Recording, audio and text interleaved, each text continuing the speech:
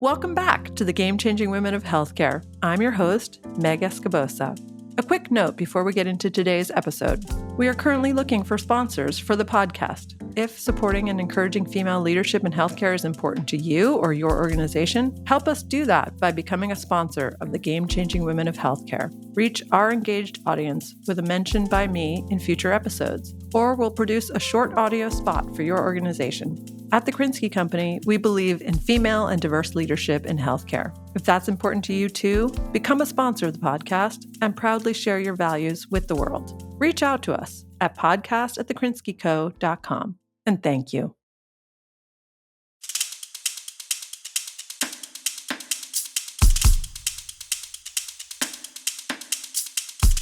Welcome to the Game-Changing Women of Healthcare, featuring exceptional women making an impact in healthcare today. Together, we dig into the many healthcare issues we face today and how these innovative leaders are working to solve them. And we celebrate our guests' accomplishments, setbacks, and the lessons they've learned throughout their careers. I'm Meg Escobosa. Join me in conversation with some of the many brilliant and courageous women on the front lines of the future of health.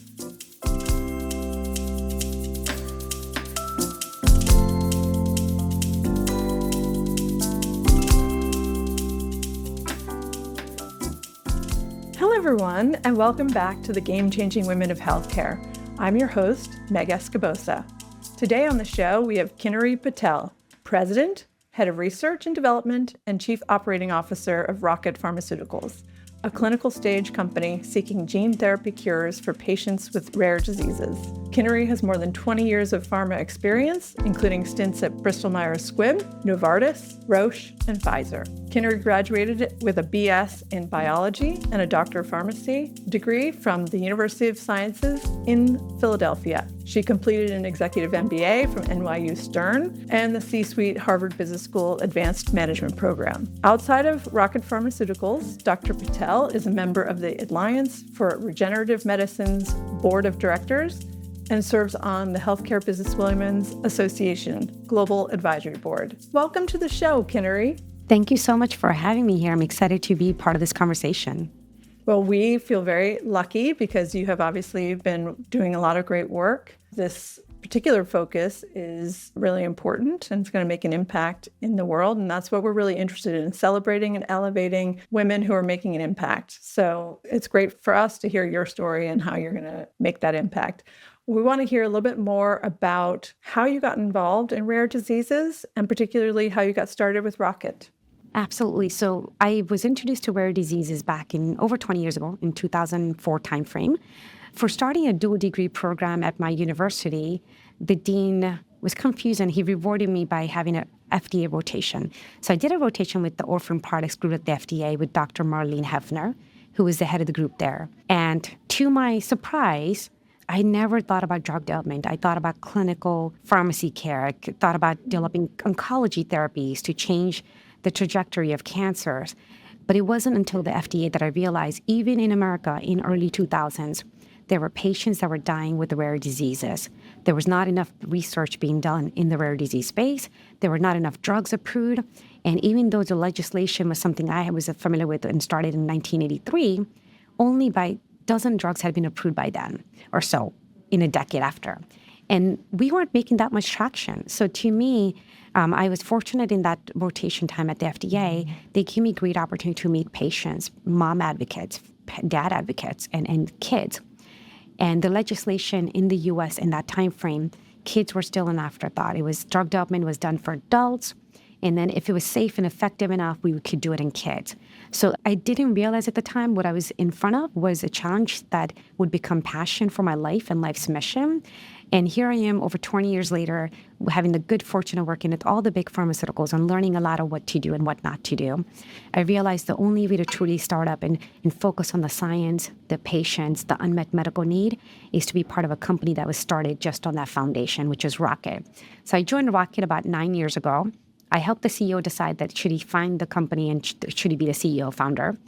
And 6 months later, he got me involved and I ended up leaving my comfortable home in Washington, D.C. area, leaving AstraZeneca behind. But they made it easy for me. They said, hey, go. If you fail, you can always come back, right? Wow. And if you succeed, we'll acquire you. And so my whole thing was, no, I don't want to be acquired. If we're going to succeed, we're going to succeed the right way. So 9 years later, still here, still loving what I do. And it's not just about the science and the patients and the drugs that we work on, the diseases we work on. I've had the good fortune with our CEO and the culture at Rocket to champion rare diseases as a whole for all of healthcare improvement, and not just US, but globally. And that has been such a fundamental difference to what I do today, and why I keep going is there's a lot still to be done, but there's a lot we're doing together as a community. What a unique experience and very lucky experience to have the safety net of your former company willing to take you back. And that's such a testament to what kind of teammate and leader you are. They didn't want to lose you. And of course, they envisioned acquiring you. And maybe they still have those designs. It's interesting. And I don't know if you are in a position to talk about this, but rare diseases, the reason they probably aren't getting attention is because of what you described, is it's not a huge number of people who have them. And therefore, the market opportunity might be more challenging to make the case for the investment required. Can you talk a little bit about the thinking or the strategy that Rocket is using to address that challenge? Definitely. So even not just at Rocket, but all of my pharmaceutical experiences, even at Novartis, they knew me as the rare disease champion, right? So rare diseases by definition in the US means that when you apply for the designation, only 200,000 Americans or less have that disease impact. So if you think about it, metastatic melanoma, skin cancer, is actually a rare disease. Renal cell carcinoma, rare disease. But we don't think about it from that perspective. With the advancement of genetic testing and gene-specific mutations, a lot of disease could be sliced and diced as rare disease because you have a personalized medication available. But what we realize is Gleevec and some of those multi-billion-dollar blockbuster drugs, they were all developed for rare diseases. And cumulatively, the impact they've made is such significant that financial rewards are still there. And for-profit organization could still do well while doing well by the science and the patients. So to me, the philosophies at Rocket that we brought in is thinking about not just one disease, thinking about platforms, right? While we're a company started by drug developers, and we always think about what's the disease, what's the unmet medical need, and we start from there. Is there a monogenic gene of interest that is dysfunctional, missing, that's causing these patients, unfortunately, to pass away or have a devastating life? And if the answer to those questions are yes, then we will develop a gene therapy that's not personalized, but individualized medicine at times. So then we say, what are the efficiencies we can achieve to make drug development costs cheaper? So we can actually have multiple rare diseases being developed in a more cost-effective manner, more sufficient, efficient manner. But at the same time, let's not forget, because these are devastating diseases where patients don't have luxury of time, what do we do to do things the first time, right? So even before having a clinical study, we'll talk to the patients, impacted caregivers, treating physicians to know what's important to them. So our first study could be informative, not just for safety or dose ranging, but also gives us potential for benefit in these patients, in the patients with diseases. That leads us to a portfolio of getting drug development costs down. The second thing of recognizing patients and the COGS and revenues is this. If we can get to the patients before it's too late, and potential in Rocket that we have, and it's a beautiful potential, is we call ourselves, our mission is to make DNA no longer your destiny. Meaning just because you're born with a genetic disease or a mutation or a missing gene, that shouldn't define who you are and for your loved ones. So if we can go to the root cause of the gene and change it, we can give the life back to that person, their family and loved ones, and exponentially we can do really well. So what we realize, and these are just public numbers, a lot of rare diseases are no longer rare, but rare disease is a community impact over 10 million just New Yorkers, New York City people. Wow. And over 300 million people worldwide, right? That's just the patient's impact. But if you think about it, when you have somebody in your family that has an illness they deal with, is it just the patient impacted or the person impacted, or is it the whole family? So when you're trying to treat rare disease, you're treating billions of people's impact of life. So true. And actually, you're revealing quite an innovative way of thinking, and just this notion of the platform of mechanism of action, or how you can make an impact on the patient. That is something we're really interested in, is that innovation. How did you come to it? So thank you for sharing that. I think it's really fascinating and has such incredible potential. Why is genetic testing so important, and what are some of the barriers around getting people tested? On one hand, we feel like we grew up with DNA helix and we know what it looks like and we played with it, right? But the Human Genome Project, everyone's genetic profile, human genome wasn't even a project that was Right. made public till 25, 30 years ago, right? It was not that long ago. Right. If you think about it in the totality of research and science. So to go from having that project come to life, and I remember celebrating it with Watson and Crick awards when I was doing my genetics bachelor's degree, right? So it wasn't that long ago. It was 25 years or so ago. From there to going to diagnostic testing, when I started initially working in rare disease space, genetic testing would take so many hurdles, from insurance companies to providers to finding a person or even a facility that carries a genetic test, and it would cost thousands of dollars, right? We're fortunate nowadays that genetic testing is available for a few $100s. And most insurance companies in the US do cover it. In Europe, newborn screening and other things are becoming more and more a must, a requirement, not a nice to have, right? So we've come a long way, but unfortunately the research and the innovation hasn't caught up to day-to-day life. We still see most patients, it takes them about 7 to 10 years to get the right genetic diagnosis, and usually they have to go to 3 to 5 physicians to figure out what's even wrong with them. Now, if you're thinking about Fanconi or Danon disease, where kids for Danon disease pass away by the age of 19 to 20 uniformly if they're boys. If you don't get diagnosed by the time you're symptomatic, it becomes too late. So to me, the battle against genetic testing is still a big battle. And I think I'm really lucky that, again, as I said, at Rocket, we get to do things that we think are meaningful. And one of the cool things is at Rocket, we were able to work with institutions like Invitae and Vedi and become members of that. And we were able to leverage the relationships we have in the genetic testing that we made Mission Genome a possibility. And we launched that in November. This allows patients with cardiomyopathies to get free genetic testing and also genetic counseling to make sense of what they have and support to get them diagnosed earlier. And to me, individualized medicine or personalized medicine, if you don't know what's causing the issue that you have, how do you even go about treating it? And what we realized with the Danon disease patient is, unfortunately, the co-founder of the Danon Foundation is a mom. Oh my gosh, she's a warrior mom. I admire her, respect her, and look up to her so much. Her son was having issues walking from class to class in middle school. So eventually they got diagnosed, found out that not only her 2 boys, and she had Danon disease, but she had 13 family members that had Danon disease. And the importance of genetic testing kind of is showcased right there.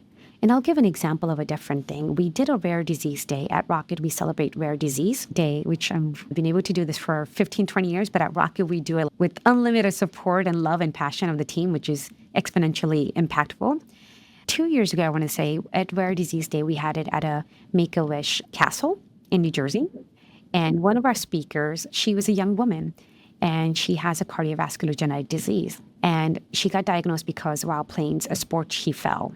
And luckily she didn't pass away, but she was rushed off to the ER. They did genetic testing. She has a cardiomyopathy. They got all of their cousins and family members tested, and now they know that 2 other younger kids have it. That knowledge means that when the kid is playing sports, when a therapy is available, when they develop symptoms, they can easily intervene before it's too late. So I think the value of genetic testing is so there, but I think we still need to make it not scary for people to understand. A, they can easily get access to it. B, what does it mean when you have the diagnosis? There's support system available is important. And 3, the complexities of costs, if there are costs associated with that. The NIH has a program, companies like Rocket has programs that give people access for free to get genetic testing. So those resources, there are a lot of them available, but getting that out to patients is still a thing that we're fighting, and we're trying to do as much as possible to amplify the value of it. So it's just uncovering the mystery of what's wrong with somebody's misdiagnosis and how do we get to the cause so we know how to actually give them a treatment option. It's a great point. And it's true, not until you actually come into symptoms do you even, of course, why would you think you have a genetic issue? And a friend of ours just also went through the similar unfortunate scenario where they had symptoms of something, but nobody thought to do genetic testing. Their son had a cardiac arrest. He's doing fine. He's in recovery, but they had to go through many challenges on the journey. And it's true, you never think to say, oh, there's a genetic underlying disease impacting you. Think there's everything else. So it's got to be a change in mindset to be thinking that's something we should look at right away. We have the tools, we have the information, and it'll lead to much clearer treatment paths. Even if we don't have the treatment today, it's coming. Yeah.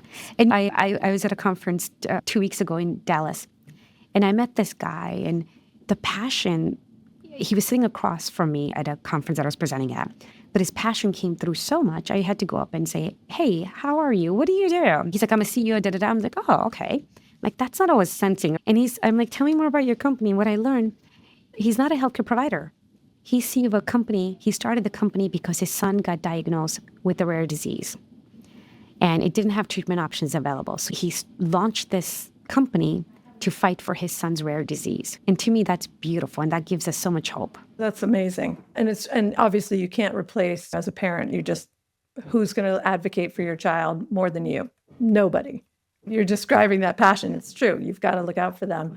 Can you share, you're in a really significant role at Rocket. You're a leader. Talk about what it's like to be in the leadership role and your philosophy about mentorship and supporting the next generation of leaders. Definitely. So I forget that I'm in a leadership role. Sometimes people treat me differently, and it takes me off guard because they're like, oh, you're the president of the company. I don't think of it that way, right? To me, when I joined Rocket, I was lucky to join a company that believed in the mission and the values that I believe in. And instead of fighting uphill, I got an honor of building something that makes sense for science, for patients, for our people in the company, right? And for the ecosystem. So it's been such a rewarding experience. But my philosophy is I wouldn't ask anybody to do something I wouldn't do, right? I consider myself a working leader. I think of myself as a team member. When I have team members, what I think they appreciate, but we don't really talk about it, but I think they appreciate the fact that we like to be in the details and in the trenches. So if I have a patient, I actually used to stay up all night until we got results at 2 a.m, 6 a.m, and I would be on the team's WhatsApp after COVID days, like, where are we? What's going on? And we would have like a virtual Teams room, and I would be in it every step of the way. And to me, that's one of the benefits of a small biotech is you get to see and do and add value everywhere. But being a working leader is so important. If I'm asking people to do X, Y, and Z, I should be able to do it. I've been really lucky that despite all the mistakes I've made, and despite being a first-generation immigrant, and the first person in our family to be in a corporate America job, and I've done everything wrong you shouldn't do. I've never bought Christmas gifts for bosses. When people say speak up, I actually thought they meant speak up, even though I'm sitting in the back row and I spoke up, and that wasn't a good thing, you know. So all of the faux pas, I've crossed every error that could, and I'm still here, right? But I want to make it easy for people to know it's okay to be yourself. So to me, at Rocket, the culture is, I've made a lot of mistakes, and my goal is to never make the same one twice, right? Let's talk about, to be on the forefront of innovation, people should really think out of the box. And it's okay. Let's celebrate the mistakes. We win as a team. We lose as a team. We learn as a team. When you started the conversation, you talked about elevate. Actually, elevate is the word that I had helped pick up as one of the Rocket values. So Rocket for values. It starts with the foundation of trust. Yes. When we talk about generosity, the core of generosity is really this. The most precious thing any one of us has is our time and our knowledge. So being generous with your time and your knowledge to support each other, it's not about the role and responsibility you have, but if your team member right and the left of you are struggling, supporting them is being generous. So generosity is our second value. Curiosity means lifelong learner. You can't be doing one and done gene therapy and have this promise of getting rid of rare diseases as a whole, but having a lofty promise of changing the human kindness as a whole, where genetic disease do not define your life and your loved one's life. It requires us to be curious. It requires us to be resilient and agile, right? So constantly learning from each other, constantly making mistakes is so supportive. And I think if we all do that, we can elevate as a company, as an industry, as humanity. So those were the concepts. So to go back to it, my leadership style is to try my best every day to live to those values. How do I teach? How do I mentor? How do I help make sure others don't make the mistakes I made? How do I celebrate people that are at Rocket and what they do? But when they leave Rocket, there's so many people that I still have good fortune of hearing back from and get to mentor and guide them when they're starting their own companies and doing X, Y, and Z. And so to me, the impact is exponential that each person can have. So I'm really proud to be not just championing things for Rocket and the women at Rocket and diversity and equality here and equal pay and all these things. It's also the work I get to do with organizations like HBA and ARM organization, where we're trying to make the entire cell and gene therapy industry. What a lovely philosophy for leadership. And I love the values that are underpinning Rocket Pharmaceuticals' way of culture and the organization. How different is it for you to be in a leadership role? And how has your perspective changed as a result? It's very different. Being a leader of a private company is also very different than being a leader in a pharmaceutical where you're middle management or some sort of leadership role, than being a leader that is trying to do hands-on work to move the science in the pipeline to being publicly traded company officer. So I think the layers of complexities are very different and unique. And people would say certain things and I didn't appreciate what it meant. It's a lonely job. It's a complex job. And it's a job that requires a whole life of yours. It's not a job. It's a lifestyle. It's a mission. Sometimes I wake up in the middle of the night because I have dreams and certain things click for the better. Certain things make me so nervous. And my husband's so used to me waking up at 2, 3 in the morning and writing things down so I don't forget those ideas or those lessons learned, right? One of the things is this weekend, we had a really stressful meeting about something. We're trying to make some innovative things happen for patient treatment. And then I woke up Saturday morning at 3 in the morning and I wrote something down. And then I wrote an email to everybody Saturday at work, like not everybody, but like the 10 people in the team. Yeah. And I was like, I have a solution. It came to me. And they're like, how? I'm like, in my sleep. Well, so they're like, you're obsessed. I'm like, probably, yes, I'm obsessed. I do love what I do. But the leadership role at Rocket comes with a lot of responsibility because the decision I make is not just about me. It's not just about the company. It's not about just our shareholder either. Being one of the few cell and gene therapy companies that are still standing and trying to succeed at what we do, it feels like the responsibility is for the entire field. I'm lucky to have a CEO that is a great thought partner, and we can think through stuff, so it's a little less lonely because at least we have each other to talk through a lot of the complex things. But it comes with the job, it comes with the territory, so I'm just saying it's complex. Yeah. And I didn't realize it till I was in the seat how complex it is. And it's true. It's easy. You were very literally generous in the way that you lead, in that you're in those teams meetings, you're staying up till 2. But the truth is there's way more going on for you that nobody else sees except for the CEO. And it's also in the world of innovation and any problem solving, that lateral or passive thinking, you focus on the problem you're trying to solve. But if you can't get to a solution, you have to walk away. But that passive, the brain is amazing in how it's continuing to work on this and it's waking you up at 3 in the morning with a solution. So, that's just part of also the innovation and creative process. So amazing that you have that ability. It's also not that common to be able to do it. It's probably not also healthy, but interrupting your sleep. Yes, it's a gift. It's a gift to find what you're passionate about so early in your career. And it's a gift to work in a place that allows you to do good. There's so much meaning, Absolutely. Meaning. And I'm fortunate that I have family that supports me, right? And to have all 3 of them, as I say this out loud, I'm like, I need to be more grateful. I need to win more points with my husband and my daughter, but They know it. Yeah, no, it's true. It never hurts to say thank you. When you look back over your career, are there some key milestones that you reflect on and realize looking back? You may not have noticed it in the moment. What were some of those milestones that helped you prepare you for this particular role? At Rocket or in my life as a whole? I would say over the course of your career or your life, yeah. Okay. So I think we're interested in all of it. All of it, okay. Well, because you're a whole leader. Yeah. Yeah. No, I think I'll go back to this. My grandma, my mom, and my dad had this philosophy, my mom's mom. She always felt education and giving back to the community is more important than individual self. Our life has always been about advancing knowledge and sharing knowledge. Like my mom wanted to be a teacher, right? That's what she obsessed over. So she would work in the farms in the morning to go to college and then help out so she could do a little bit of everything and be the only woman from her village to go to college. So that's how I grew up in a lifestyle where, my mom's like, just because you're a female doesn't mean you have less advantage than a male. You're gonna have to work 4 times harder to get there. But if you're willing to work hard, we're here to support you, right? So it was always about integrity. It was about trust and loyalty, and it was about work ethics. that's how I grew up. And then I think my defining moment was I'm an Indian heritage. So my parents, of course, either you could be a doctor or a lawyer. And I didn't want to be a doctor. So when I got in, I did my MCATs and I got into med school. And then I finally had enough gut to tell my dad, I don't even like the sight of blood. I hated the cadaver. I didn't enjoy that experience. I'd rather be a pharmacist than a doctor. I think my dad stopped talking to me for about a year, though. So that was a little hard to go from his right-hand boy, girl. I was the tomboy that used to watch football with him all the time and all the sports. To go from that to be like, oh my God, my dad is going to disown me because I won't be a doctor. Right. So that was to me hard. But I think doing the dual degree, I got to learn about genetic testing. I got to learn about rare diseases, applying pharmacy knowledge. And so I was very fortunate of that. Plus my husband that I met, who saw so much more in me than I did in myself.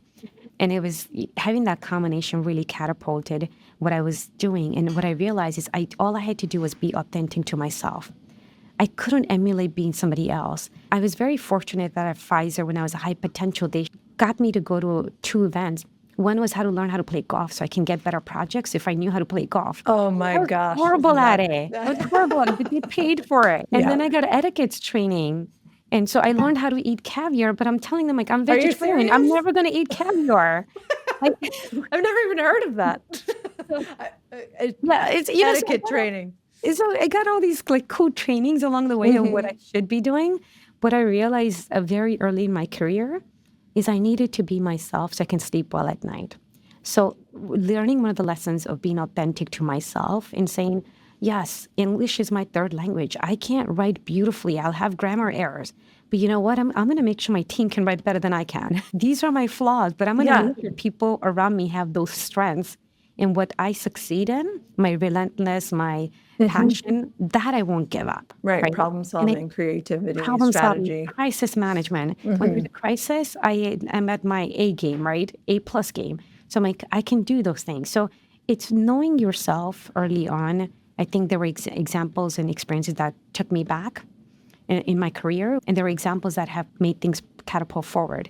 But what I've obsessed about is knowing and doing everything myself and learning it once. And if I learn it, see one, do one, teach one is my philosophy. Every step of the way, whether I was in middle school teaching elementary school kids or high school teaching middle schooler, I almost got my TA certification, but I didn't get through the courses. But I was an assistant teacher for genetics and organic chemistry in college. Wow. And then I taught at Rutgers Pharmacy School and PCP Pharmacy School and other pharmacy school as a postdoc fellow and thereafter.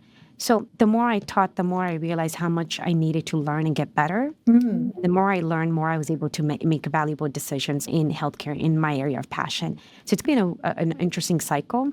So I've been fortunate to start postdoc fellowship program in R&D at BMS and then AZ and now at Rocket and internships. So it's never been about just me. And it's never been a straight road. I've taken so many backstabs. To come to Rocket, I was like, I'll take a pay cut. You want to commute from DC by myself? I'll do it. Why?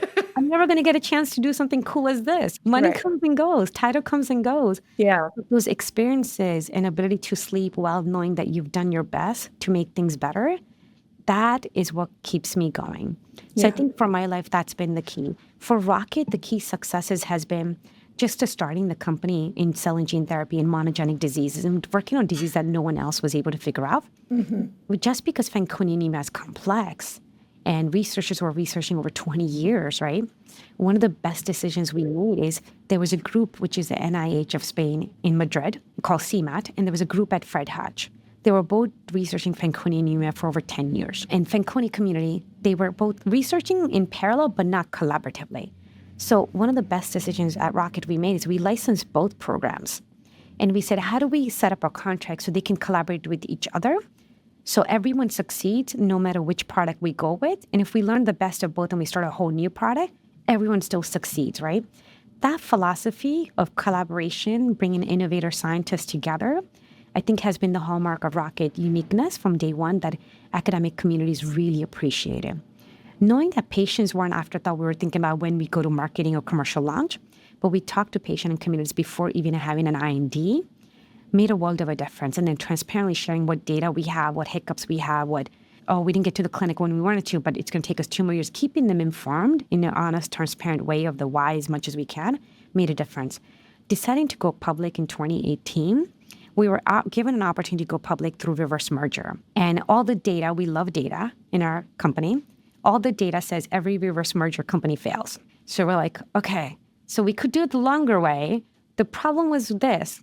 I had my MBA and I was helping with the finance team. We had one finance person at the time and myself. How do we go public if we're all drug developers wanting to just do drug development? The easiest way to go public is reverse merger. So we said, it's not about what's normal and what people do. What do we do based on the strengths we have? Yeah. We decided to go public as a reverse merger. And fast forward, when I was at HBS professors, two of them they're still reaching out. We just haven't had time. They wanted to write a case study on Rocket, how it became the most successful reverse merger in healthcare, which is pretty cool. That is really cool. JP Morgan uses it as the success story of reverse mergers, right? So I think that was important. And then the other big change for Rocket was we were working on ex vivo lenti technology, which is basically we take a patient's cells, put the corrected missing gene in, and give it back to patients. So truly individualized therapy. All gene therapies were either CAR Ts, they all have one platform they work with, right, essentially. And then we had an opportunity, we came across a disease and we said, oh, we want to work on the disease, but the technology we are familiar with doesn't work with it. AAV does. Yeah. So everyone said, you can't. You're not an AAV company. So we said, why can't we? We're drug developers. We're not technologists. We're not gene therapists. So we said, we'll just bring a lot of experts around the table to augment what we don't know. And then the pivotal moment number 3 for Rocket was really when we decided to say, we're not a platform company. We're a platform agnostic company. Mm-hmm. If the disease makes sense, the science makes sense, there's unmet medical need, we'll work with the technology that is available and de-risked from other companies and learn from it to make it available as a technology to make this drug have an option. So we became a cardiovascular AAV therapy and heme, non-oncology heme ex vivo lenti. So to me, some of these were things that we were not afraid to do and shy to do. And that's what I really appreciate is we've been able to make some changes, not because what's the norm and what's the data, but what makes sense because that's who we are and how could we add the greatest value because of our uniqueness. Yeah, so you're not being limited by a certain definition of what kind of solutions or therapies you'll come up with. You're going to be open-minded to what's available in the market, what technology exists, and leverage it. Can we backtrack just a little bit about the success story of the reverse merger? Can you look back and reflect on what you think led to the success so far? I think so far what's led to success is we've been so lucky to have investors that keep investing us. From Series A investors are still in our docket of investors, right? Yeah. When you have investors that believe in your long-term story, but also we as a company have devoted a lot of time in talking about the science, the why we do what we do, the decisions we make. And then when we have, we've made mistakes, we've had faux pas, right? We've had misses on milestones.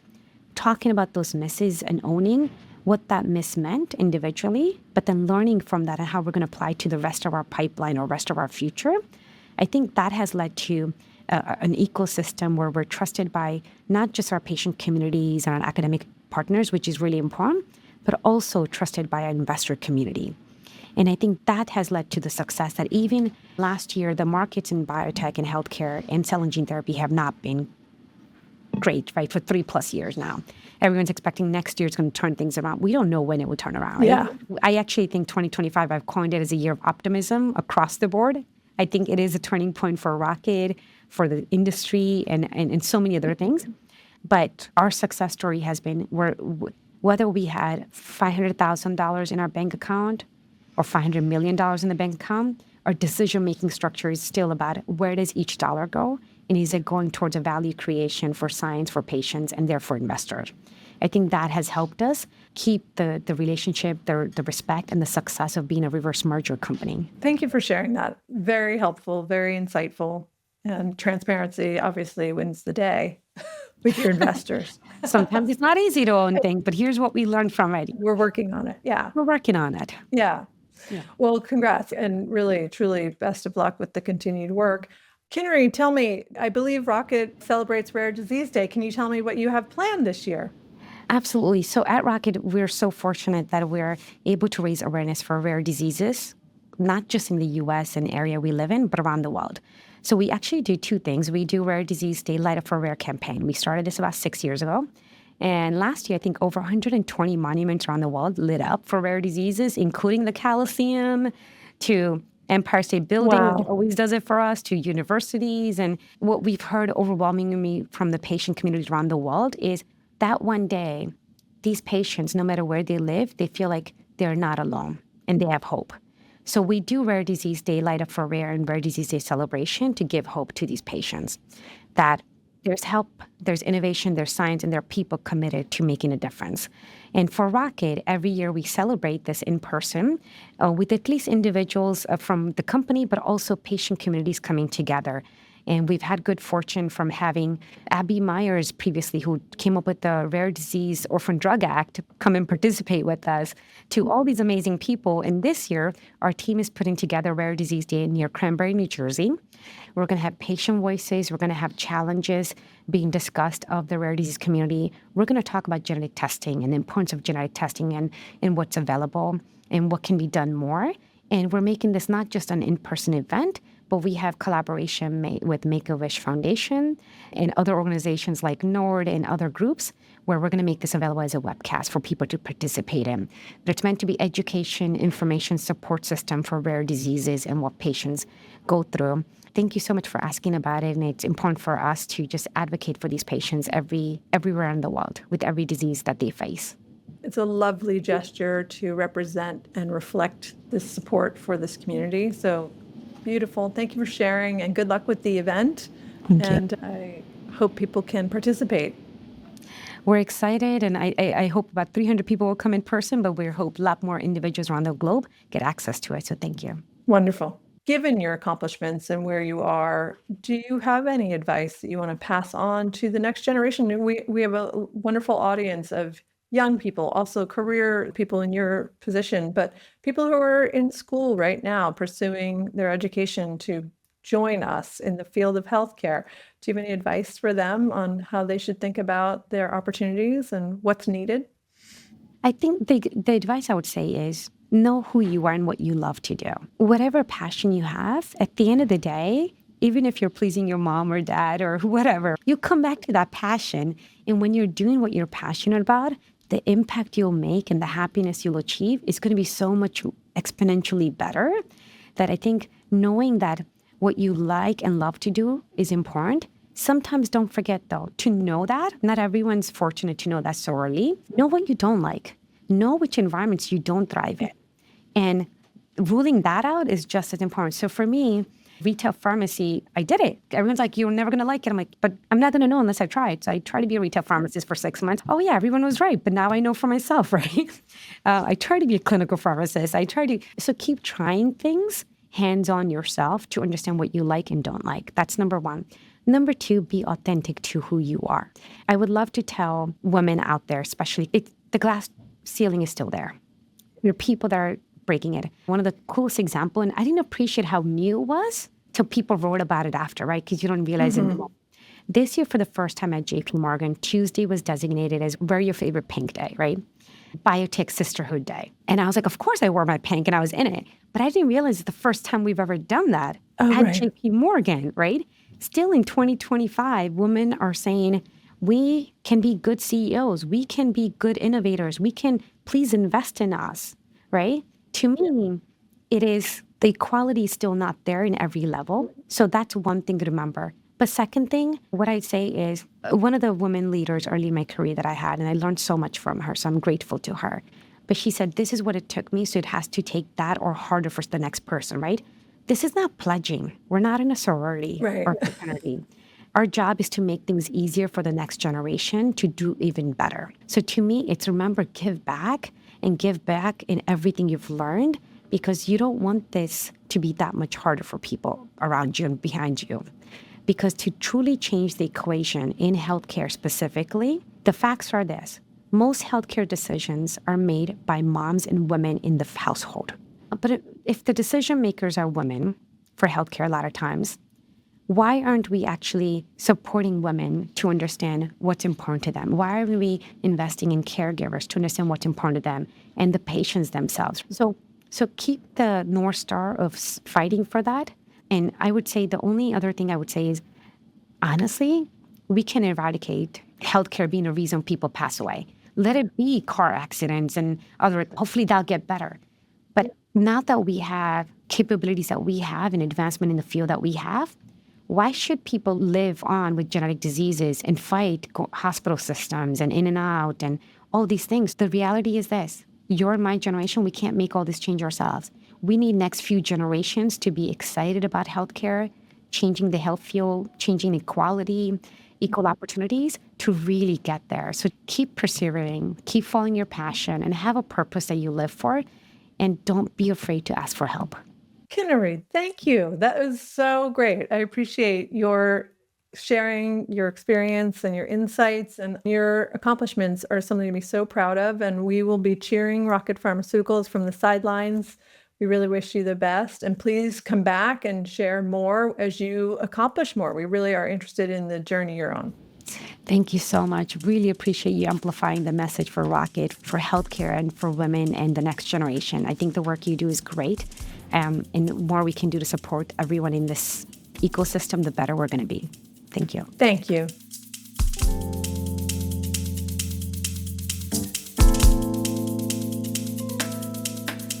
Thanks for joining us for the Game-Changing Women of Healthcare, a production of the Krinsky Company. Today's episode was produced by Calvin Marty, Chelsea Ho, Medina Shabich, Wendy Nielsen, and me, Meg Escobosa.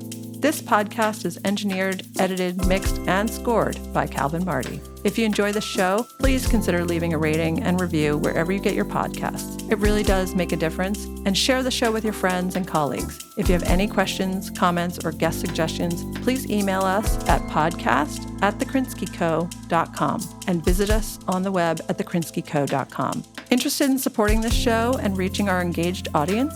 We're looking for sponsors for this season. Help us put the spotlight on women leaders in healthcare. Email us at podcast@thekrinskyco.com. And thank you.